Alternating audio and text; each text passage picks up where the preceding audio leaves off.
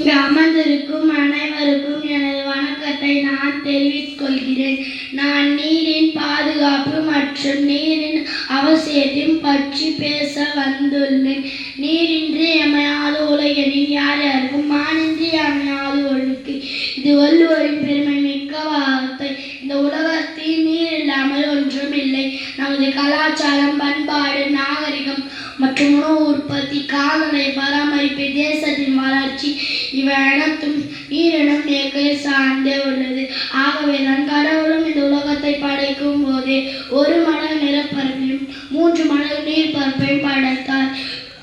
மீண்டும் ஒரு போர் வந்தால் அது சோறுக்காகவும் நீருக்காகவும் மட்டும்தான் என்று நமது அணு உலை விஞ்ஞானி ஐயா அப்துல் கலாம் அவர்கள் சொல்லியிருக்கிறார்.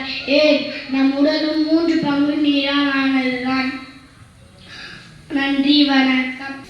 என் பெயர் உமேஷ் ஜெயராஜ். நான் சிஎஸ்ஐ பள்ளியில் படிக்கிறேன்.